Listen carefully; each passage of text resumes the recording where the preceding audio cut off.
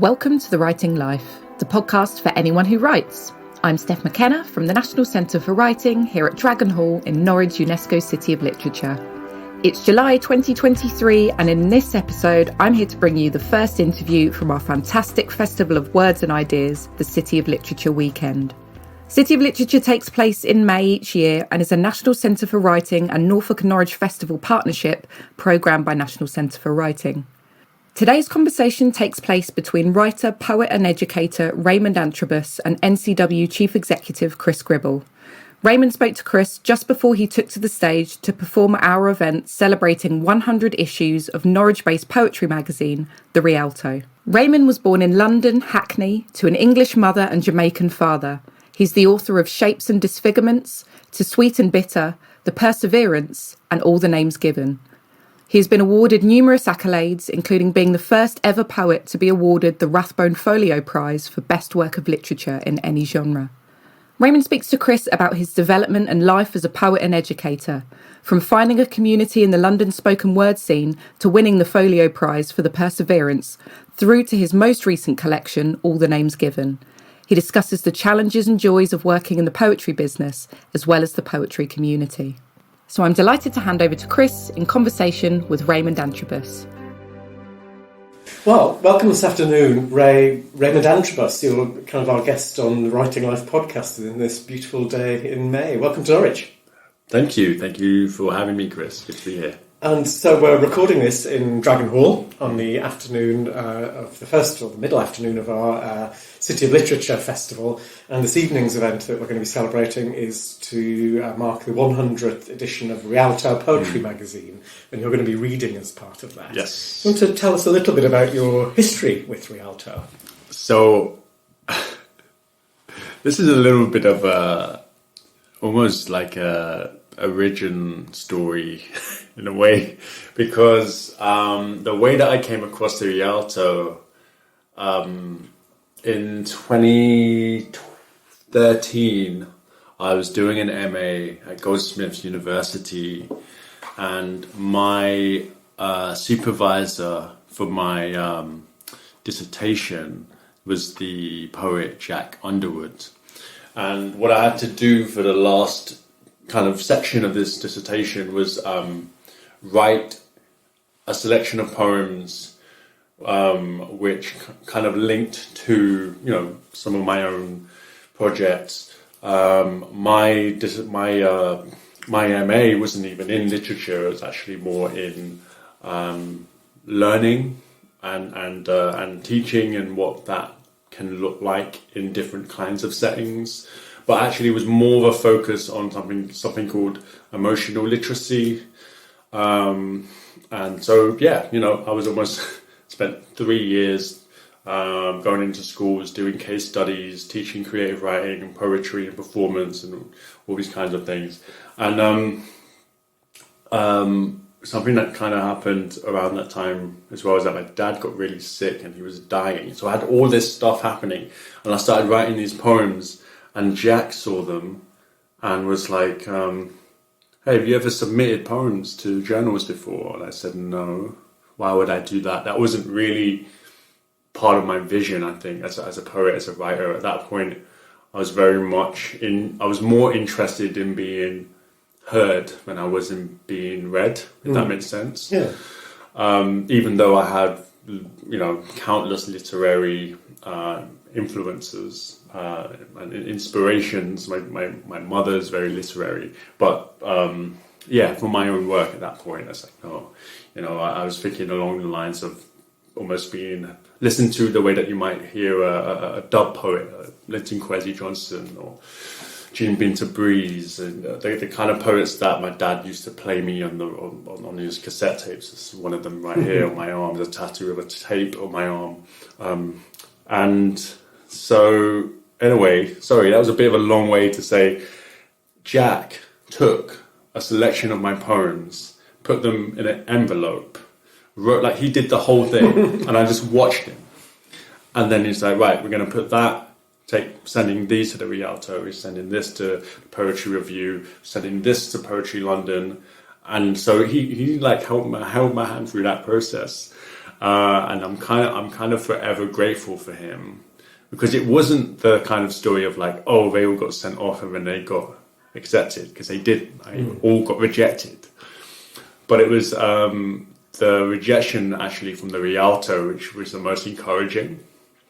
And so the second time I decided to submit to the Rialto, probably about a year after that, I managed to get a couple of poems in, and I just remember feeling just kind of such a mix of things, I suppose, like kind of, you know, surprise, elation in some ways, and then also interested in the meaning of Rialto, the bridge. Yeah. So it really was a kind of bridge towards, I suppose, a slightly more literary path, you know, for myself, because I think maybe one of the reasons I didn't bother submitting or needed that kind of push across the bridge, that particular bridge, I just kind of assumed that there wouldn't be space for me in the literary world from what I understood of it and what I saw of it. I think I very much came from like a kind of open mic kind of background, but like growing up, my parents would take me to see poets like Adrian Mitchell and Roger McGough and Brian Patton, those kind of Liverpool poets, and as well as Benjamin Zephaniah, Lim Cisse, and you know, so poetry and poets, they were always there. So I never felt like it was something I couldn't do. But from what I'd seen of the kind of more literary side of things, it felt like I didn't yet have a model or an idea of that being a space I could occupy. So yeah, the Rialto was quite literally the beginning of a journey, on a step across that bridge. Sorry, that's quite a long way to answer that. It's wonderful, and it opens up lots of kind of questions that I'm definitely going to come back to. So it was 2015, I think. It was 2015. You were in the Winter Rialto. Yeah, that's right. Researching it because we have the 100th celebration, and Michael's a fantastic figure in kind of our kind of shared literary heritage in Norfolk as well as the country. Can I ask, I mean, we work with a lot of early career writers here, and one of the big struggles that people face is kind of literally crossing that bridge into calling themselves a writer, or kind of allowing themselves to classify themselves in whatever term as writer. What did publication and acceptance into another part of the literary world do for you as a writer? Wow. I think it allowed me to see myself in print. And print has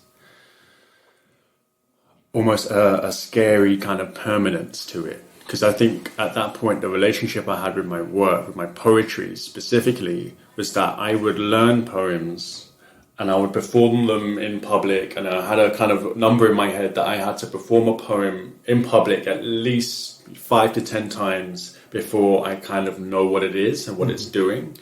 And before I can kind of really, you know, establish it and feel it. But all of this was a very kind of personal, internal kind of, you know, relationship that I was trying to make coherent, you know, for and with myself so that I can connect it and deliver it to an audience. So publishing is feels a bit different. It feels a bit scarier, actually, because you're literally saying, here's text and here's a shape of a text.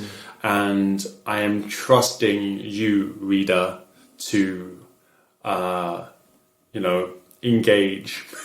But also, you know, I'm not saying I have to be didactic and be like, this is what it means. But yeah, I'm just hoping that when a reader comes to the work, that they are... This is going to sound quite strange, but I really hope for generous readers. The interesting thing about poetry in particular is its subjectivity can be an amazing and a brutal, cruel thing. And I think coming up in the way that just the way that I came to language. So I'm educated in, I spent 5 years in a deaf school. Before that, I was in special educational needs units. I've had years and years of different kinds of therapies to help me, develop language quite literally. And I think a big part of taking on poetry was realizing that poetry was seen as this kind of ultimate kind of language, ultimate kind of challenge in a way. It's like, if you can do this, we can, you get an opportunity to show something of yourself that I started to realize that people didn't expect from me. So in a way, it was a way to, prove people wrong, I suppose, in some ways. But then in another way, that's not the entire kind of picture of that, because in another way, I think I really do have a natural inclination, passion, instinct for language and for sound.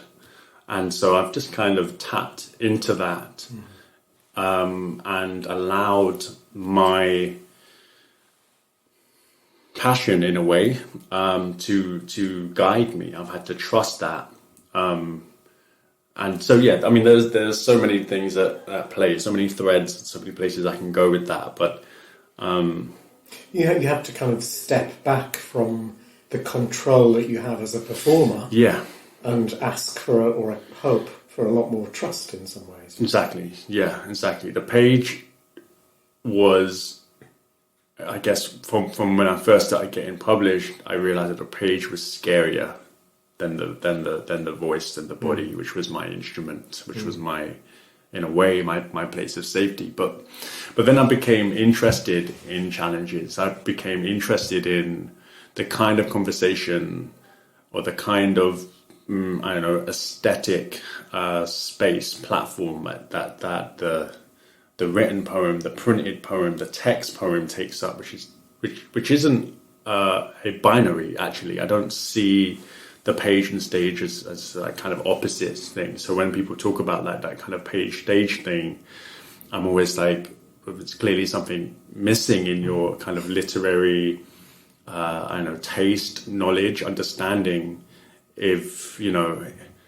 Because if we're in this place where people are like giving someone like, say, Bob Dylan a prize for literature, then that shows that the culture is understanding a relationship between, say, the spoken, the sung, the said word and literature, right?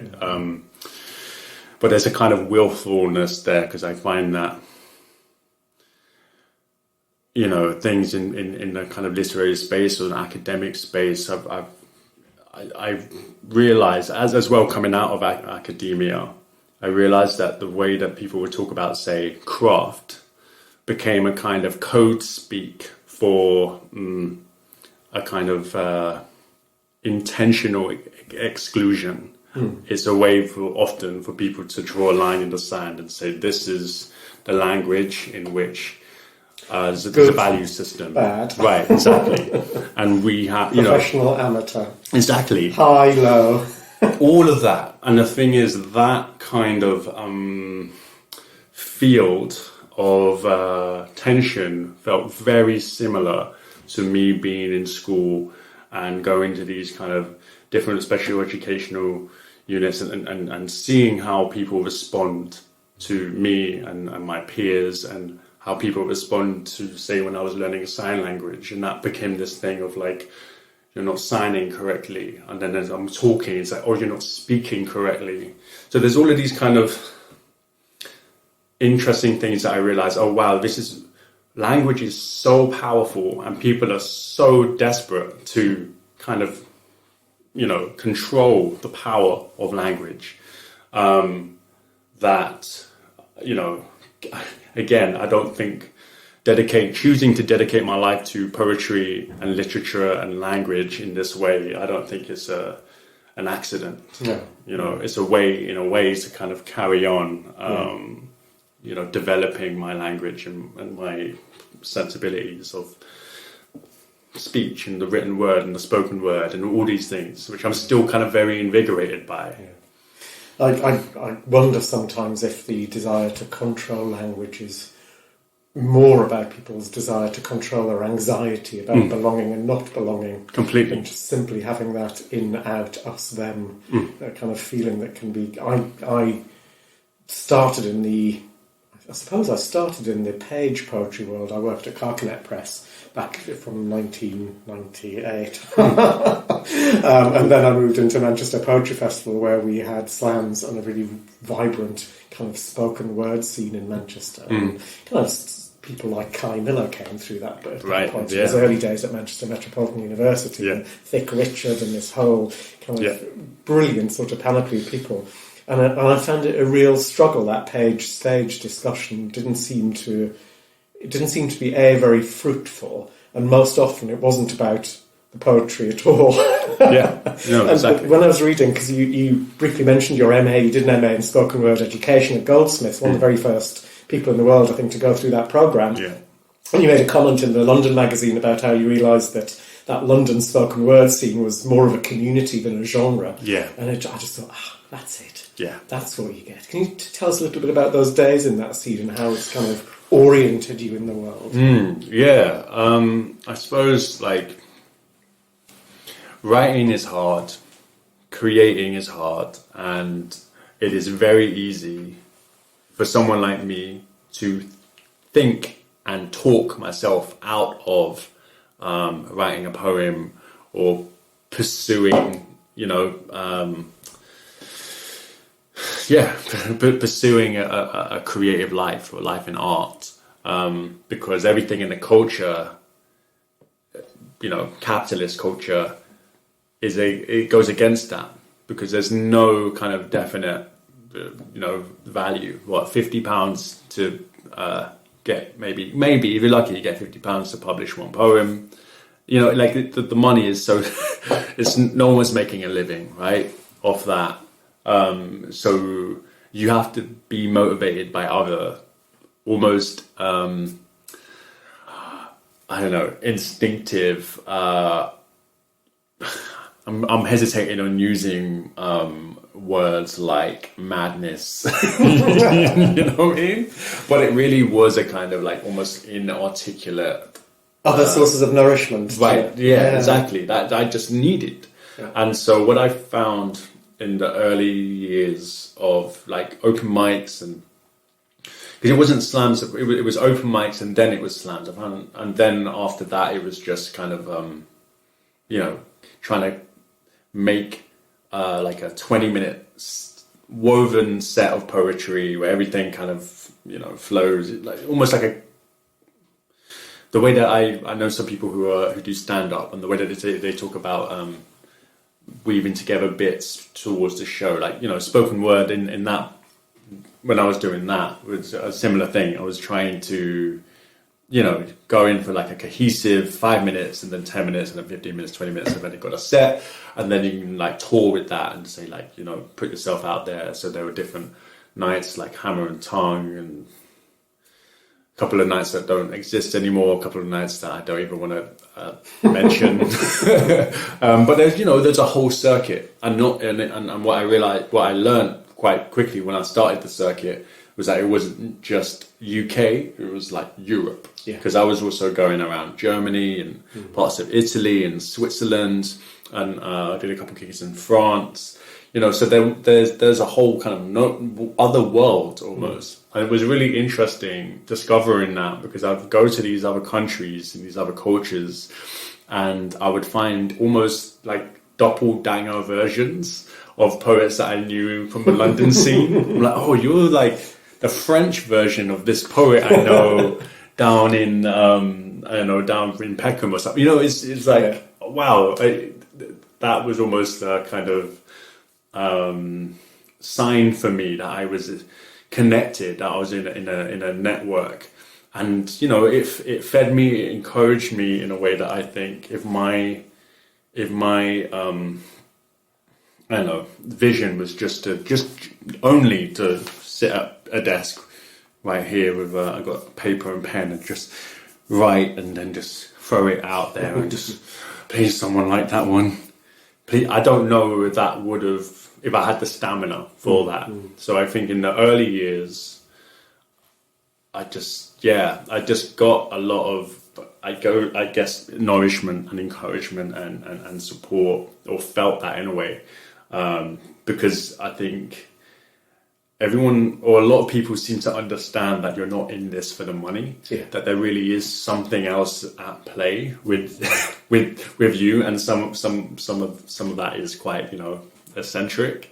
And that's a shortcut to trust, though, isn't it? Exactly. Because yeah. You know that someone's not riding this kind of for a financial gain, because there is exactly. I think so. It's again, like, talking to people who are like in the comedy world, they say it's a very different. It's that kind of thing. So I forgot what the question was. No, you're talking exactly about the question. I suppose I was kind of interested in how you found yourself oriented in that world, by whom, and whether individuals kind of really sort of helped you locate yourself. I'm particularly interested in notions of mentors and mentoring, because there's such a real kind of, there's been a real resurgence in the last 10 years around kind of the structures of mentoring, but it did happen quite organically in lots of ways as well. And did you benefit from that mentoring in that live spoken word scene?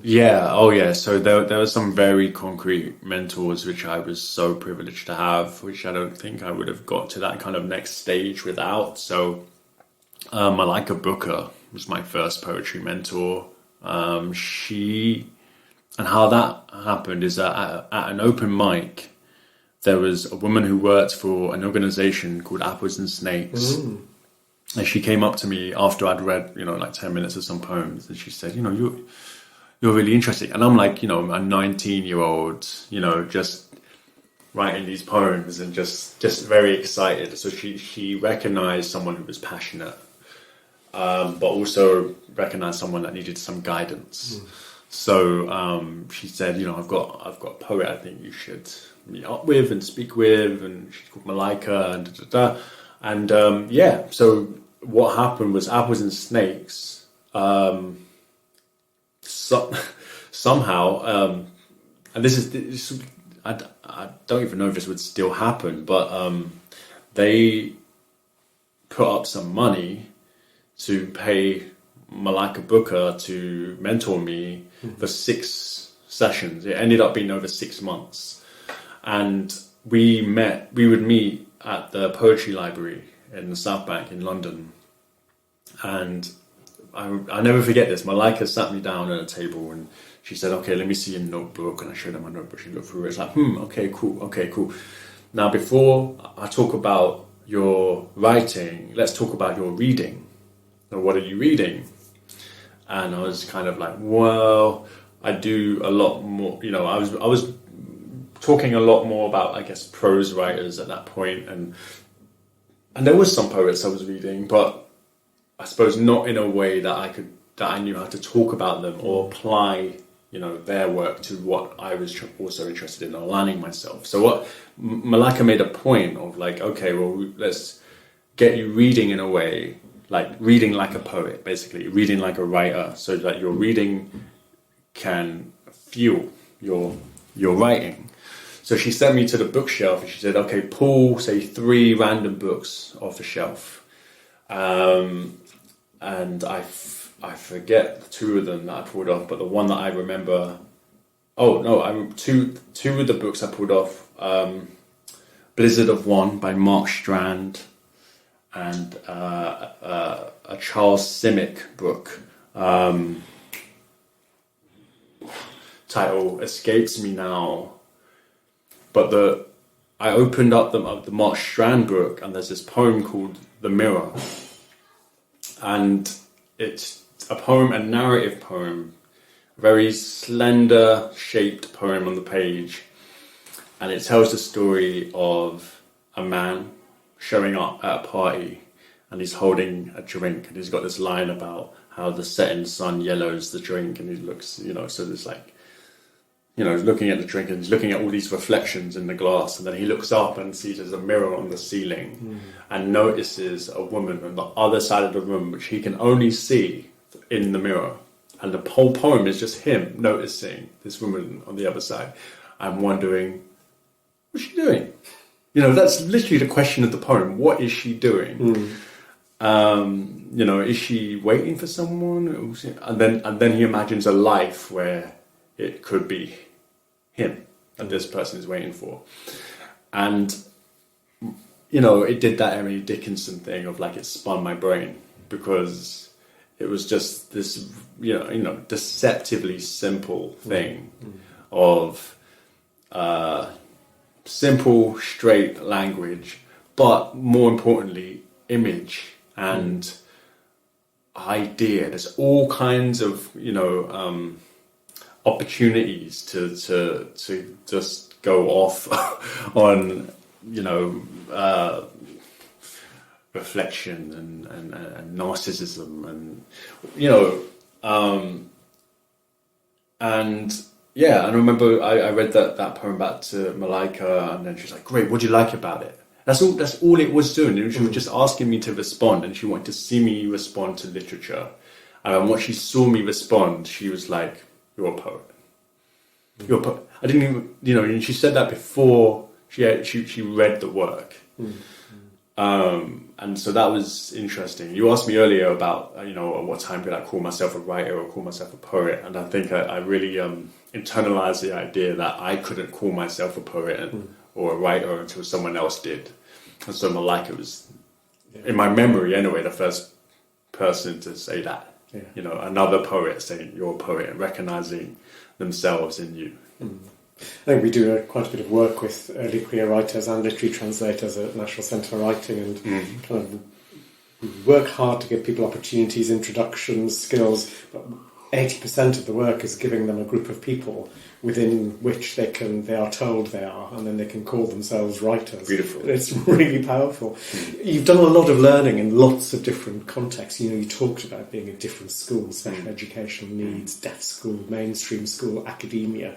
What is it with mentoring what's the learning moment that's particularly different or powerful, do you think?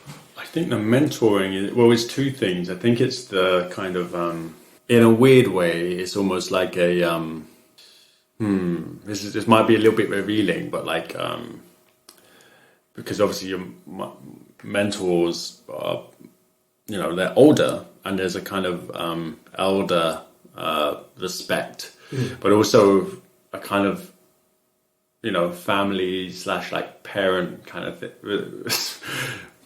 I realized this later on in my life, actually looking back at this time, but I think there was a part of me that was looking for the kind of parents that I wish I had. And it was quite interesting that I ended up for some time being sustained by these mentor figures who kind of were almost stand-ins for my parents. Like, it's interesting. Like, you know, it's quite gendered as well in terms of my mentoring. So, you know, and the women that have been mentored have quite a motherliness to them and to their work. I don't know if I want to say their names, but you know, and same with the men. And I think that it was important for me though to realize that and recognize that and kind of take a step back and to really because they're not my parents, you know.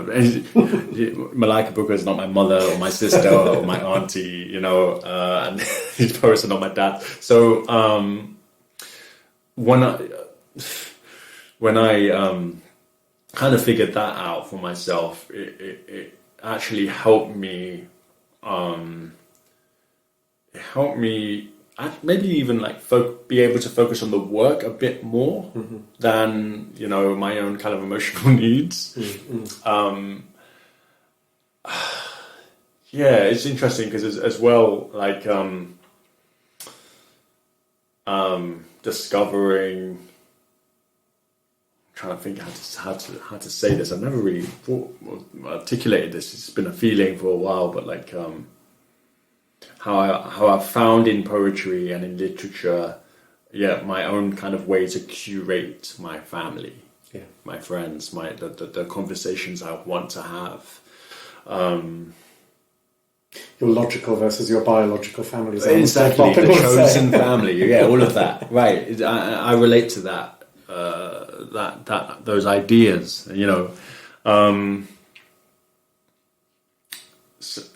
So like, in a strange way, like I kind of I really needed that. I really did, and it just a thing that kind of kept me going. It's like, just the element of someone that you respect, someone that's a bit older, looking at you and saying, "This is good." I mean, it was a powerful thing, and I think, at different points that I've had my eye on different people that I'm trying to impress, and usually it's, okay, here's the formalist poet and taking me on as all right, I'm gonna write those sonnets. They're going to be so good. They're going to be so good. They really like sonnets. I'm gonna do an iambic beat here in the middle. Petrarch sonnet, here I come. Yeah, I'm going to do 4 turns in this one. So you're going to love. And the funny thing is, with most things in life, when you try and impress someone, and you try, the try hard thing, it never really works. It's a quick route. Just giving in poems that I was so sure. It's like, you're going to love me now. Here you go. And then just be like, huh. What happened to the other thing you were writing? I was like, I think it's fascinating. There's something. There's kind of some sort of isometry with the teacher-pupil relationship on one side. Then there's the parent-child, as you've already said. Then there's the therapist-patient as well. There's all of these forces that are unleashed in mentoring, and some of them are about resistance and fighting back. Oh, totally. So I think it's a fascinating dynamic. There's a lot of that's true what you say about resistance, because as well as like marking your kind of your kind of space or territory is also marking. Enemies might be a hard word, but you also want, you have an idea of what you're pushing against, as well as what you're pushing towards, kind of thing. And we need that. So it's interesting. I realise that it's as important to have something to push against as it is to have something to pull towards. Yeah. I have a friend who's a very successful prose writer, and she's incredibly positive and a generous person. And I was talking to her about just this thing once, and she sort of turned around and said, "But I do also want to crush the faces of my enemies into the dust." Well, there you go. You can have both. Totally. No, yeah.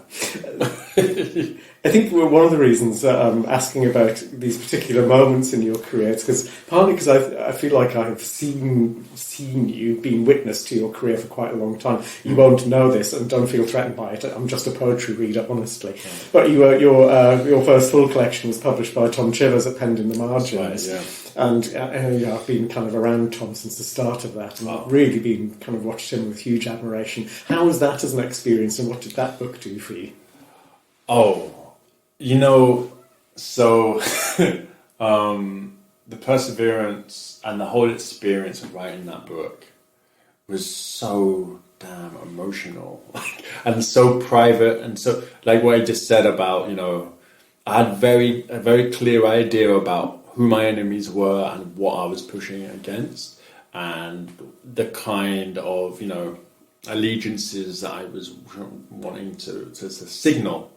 It was meant to be a very much a kind of like, I have arrived, I've realised something, and because I was trying to write that for so long, and there was just a spark. I wrote it, and the whole time was quite a blur, because I'd written a pamphlet from Sweeten Bitter a year before, and that just came out, and actually that felt like a really important book to write, but then it felt important to jump straight into the next thing, and then that became the perseverance. I have a different kind of perspective of it now, but speaking to it at the time, it was like I had such low, I had no experience of the publishing world really. At that point, the only people who kind of, To Sweeten Bitter was put out on Outspoken Press, and the publisher and the editor was literally a friend of mine. So it was, there was no like... A bit more DIY. Yeah, exactly. And the same with, I published 2 pamphlets, one in 2012 with Bud and I Press, and then I self-published something in 2011 called I used to for a very short time I went by the name of Educated Fool, which was a reference to a Bob Marley lyric about Educated Fools. My dad used to sing that lyric to me a lot, and so I adapted it. But it kind of whatever. That's a different story.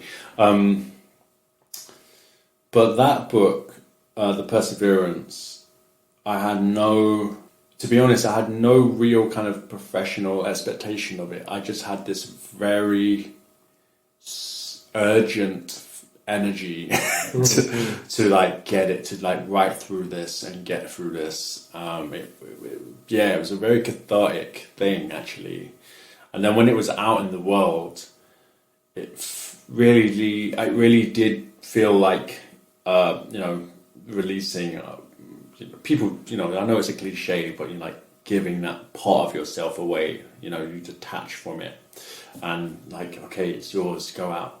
And the way that book then moved through the world since has been, to this day, actually, it just keeps giving me back messages and people. And just yesterday on Instagram,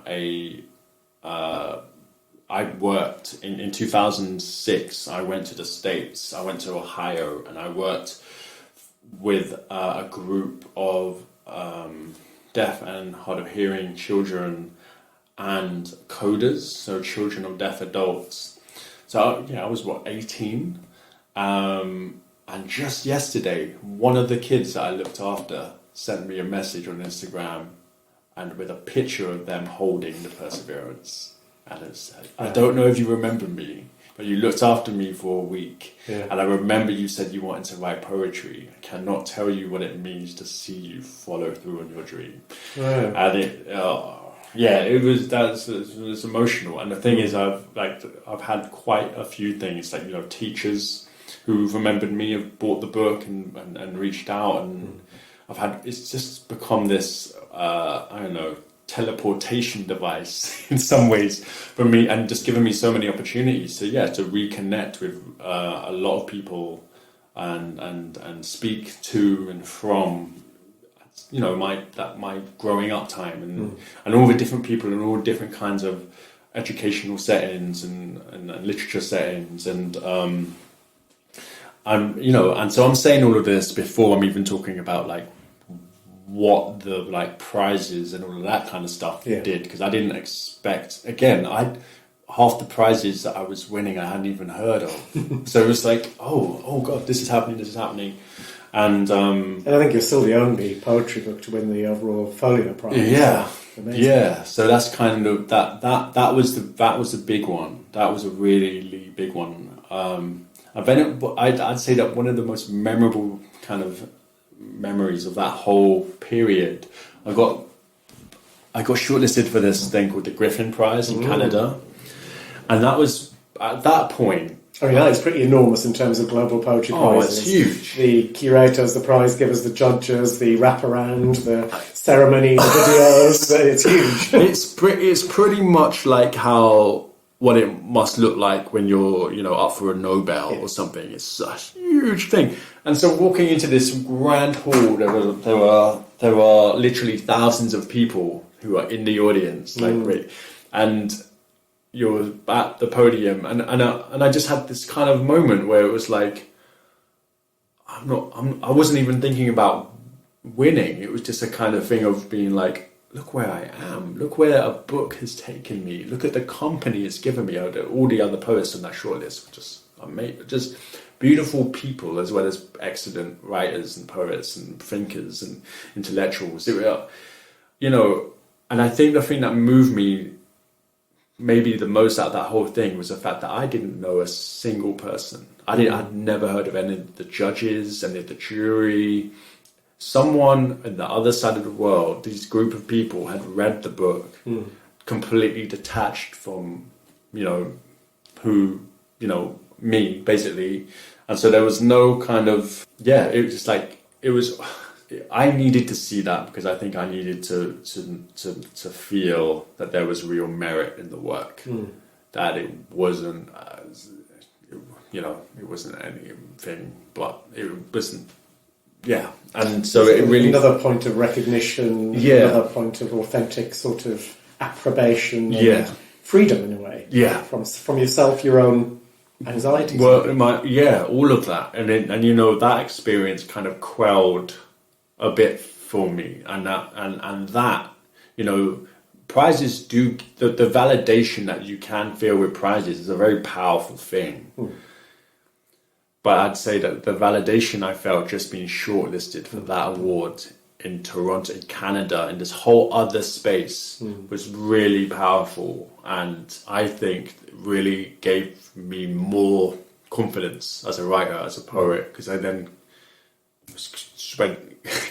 went straight to work on the next book, and with a feeling of kind of invigoration and inspiration and excitement, and that I'm going to carry on. I'm going to write a better book. I'm going to write a more slender book that's kind of with a wider lens, and I'm going to kind of write.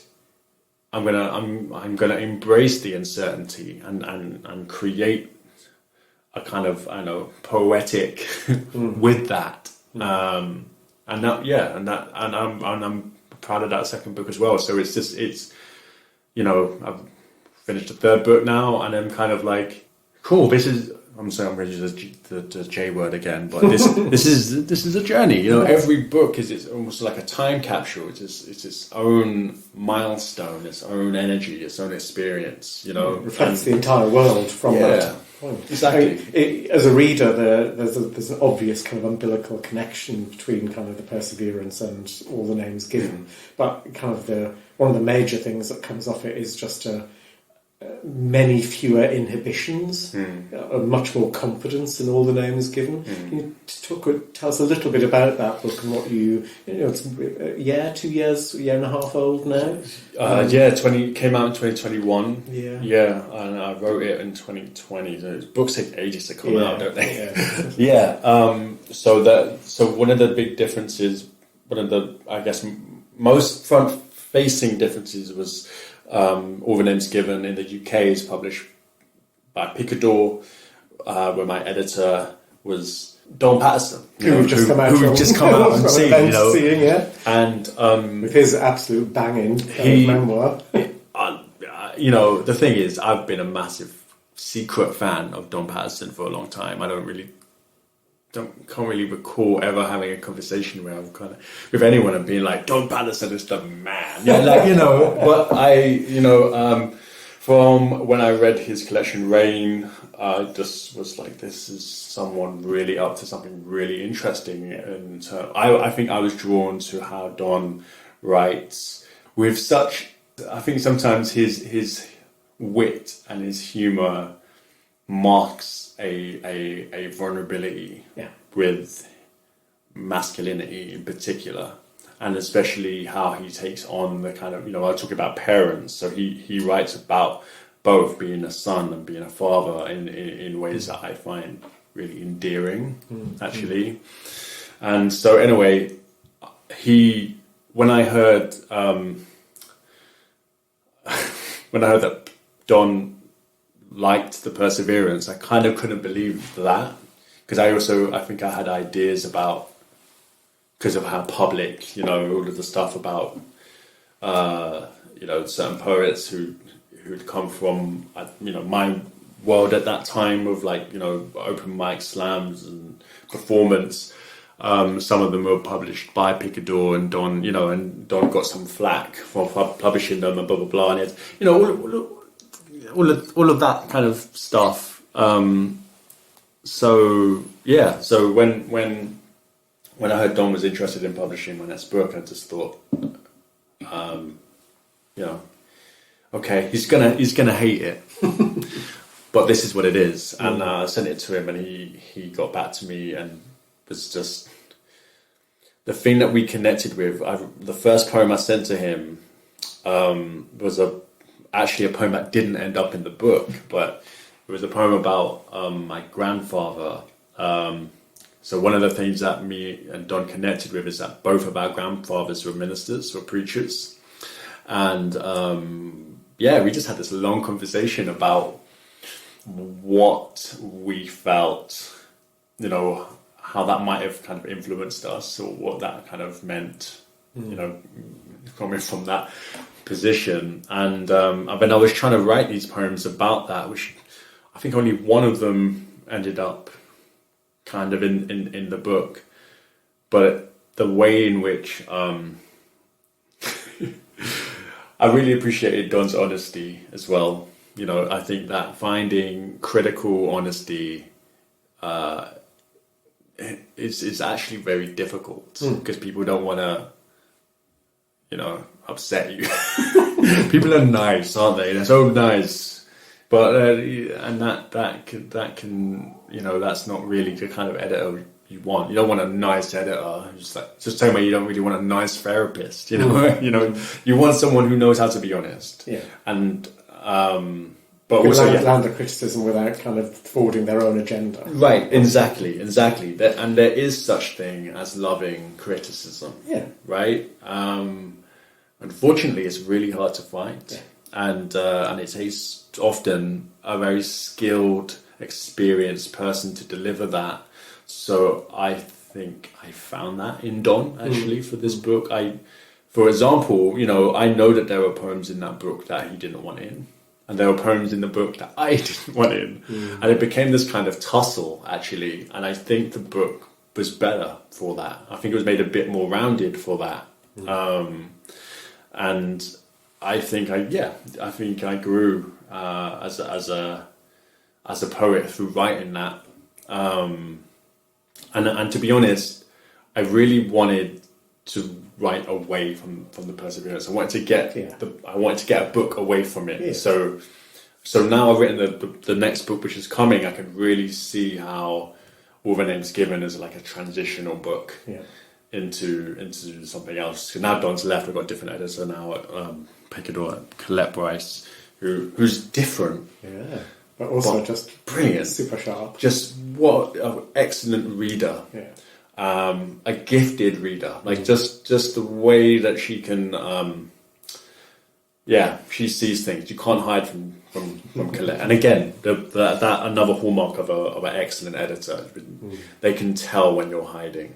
Yeah, I think one of the things that attracts me to Don's writing, and I don't know him at all, is that he's an autodidact. So he's self-taught, which brings a vulnerability to things, which is both really attractive at times and sometimes really sort of quite shocking. Totally. And for me, it resounds around class and expectation. I come from a working class background in an ex-mining village in the edge of Newcastle. Oh wow! Yeah. And kind of seeing kind of Don's sort of, and I found a way through to university where I stayed for a really long time doing several degrees in a row, thinking I was going to be an academic, and then realising no, it really wasn't my life. Wow. But kind of what I found in Don is this absolute expectation that he should have access to all of that knowledge. And I find that incredibly liberating in writers. Yeah, no, I really resonate with that as well. Yeah, for sure. Also someone who had quite a unconventional upbringing where money was not a thing, but in a strange way, kind of so many things I value about, I guess, myself, my life, and the person I am, which kind of is born and bred of that navigation. Tricky. Do you want to tell us a little bit to round up with about your next book and just what you can and what you're able to, and when it's going to be out? So the next one is going to be out autumn 2024. Right. It is a book which it's a hybrid book in that it's a mix of poetry and autofiction. I wanted to do something which, like a kind of lean onto a few other modes of writing. This kind of autofiction thing came out because I became a dad, and so my whole writing rhythm had to change, had to shift. And what I would find myself doing was, for the first year of actually through the pregnancy as well, through my wife's pregnancy, like particularly the last trimester, we were living in like three different parts of the world. So New Orleans, and then Oklahoma in the States, and then finally came back to the UK. And while I was kind of moving around the cities and those locations, I was snatching writing time. So the two poets I thought a lot about in terms of like a kind of an anchoring of the mode was William Wordsworth, because Wordsworth had such, seems to me anyway, my reading of him, such precision and vision in his lyric, in that there's a constant allusion to nature, obviously, but I'm really struck by this idea that he was so grounded and concerned with trees, and how there are all of these, the so-called romantic poets, each of them are kind of been assigned a tree. And so Wordsworth's tree, which he often writes toward, is the yew tree. And so I really like that idea of having a direction, and that being as specific as a tree. Wordsworth there, and then obviously the questioning, the curiosity of Wordsworth, which is, what is our place in this world, in this nature? Should we even be in conversation with nature? Are we meant to just, is it actually just a god that we need to worship, right? And then the other poet that I drew a lot from and grounded the poetics for this book is Lucille Clifton. She's a poet from Baltimore in the US. She died in 2010, but her poems are always very slender, short poems, because she had 8 children. So she was writing these poems while she was child rearing and raising her kids. And so the practice of raising children fit exactly the mode of poetry that she wrote. And so I just fitted towards that as a kind of, a mode, a tone, a kind of way to move through a time which was very delirious, not getting any sleep. Passive retention must have echoed those slender, shard-like moments. All of that, yeah. So it's a book-length sequence, in which not all of them, but a selection of the poems that I wrote through. So particularly over the first 6 months of my wife's pregnancy, and then the first 6 months of my son's life, kind of fuse together and make this kind of, again, like delirious, the J word again, journey through, again, that particular time. And I think that I realized I had a book when I understood what it is that the time that is being kind of encapsulated here. So I read through it all the way through it just the other day, and it was like I felt resolved, because it was kind of like, I'm kind of out of that now, of that period. My son is almost 2 years old now, so it feels like I've got as close as I could to honor that strange, scary, amazing, beautiful, overwhelming time. And what will the collection be called? Oh, I can't say yet. I can't say yet. They have to. I signed the thing. That they have to. Yeah, Picador will announce it soon. We'll look forward to kind of reading that when it's out. And the other two books that are coming out in the meanwhile. So, is a children's book will be out. It's called Terrible Horses. It's a children's picture book. Of course, you did Canberra's ski with Norfolk's, Suffolk's own Polly Dunbar. Oh yeah, exactly. Across the border. This is a very different story. Terrible Horses, but I'm equally as proud of it. And then I have a non-fiction book coming out in 2025, which, interestingly enough, and we've just been with Don, but it's been edited by the same person who did Don's memoir as well. So been talking quite a bit about the process of poets writing prose and specifically writing kind of experimental memoirs or writing prose as poets. If that makes sense. Yeah, we had Amy Key this morning with Sarah Perry talking about her kind of recent memoir as well. So it's a very live conversation. Yeah, it was a great event. Hopefully we'll record it. Anyway, so you're going to be reading for us at the Rialto event this evening. It's going to be a fantastic celebration of the Rialto magazine. This podcast, by the time it's out, maybe a couple of months' time, but I just want to thank you so much for coming and joining us today. Thank you. I could have talked to you for a lot longer, but it's just a great pleasure to welcome you to Writing Life. An honour to be here. I just want to say that tonight, right, what I'm going to do is, this is a loose idea, but I'm reading poems that aren't published, but I'm thinking of it as like, these are poems that I'm kind of proposing for publication to Rialto. Like, I put these poems in an envelope. Auditioning. And I'm auditioning them. If the editors of Rialto are interested, these aren't published yet. So just kind of tap them on the shoulder as we go around this evening and let them know that there's an opportunity for them to have a conversation. There you go. Brilliant. Perfect. Well, I'm glad to pay it part. Thanks so much for joining us. Thank you. A big thank you to Chris and Raymond for their time, and make sure to visit raymondantrobus.com to check out more of Raymond's work. If you have any questions or you want to get in touch, you can find us at Writers Centre on Twitter and Instagram, and we're over on Facebook. Don't forget to head over to the website nationalcentreforwriting.org.uk to find out more about what we do and to sign up to our weekly newsletter. As a UK registered charity, we rely on the generosity of our supporters to make our work possible. You can make a donation today over on the website by going to the Support Us page. Please do subscribe to the podcast to hear lots more episodes with amazing writers and translators, and do leave us a review because it helps other people to find us. Thanks again, keep writing, and I'll catch you on the next episode.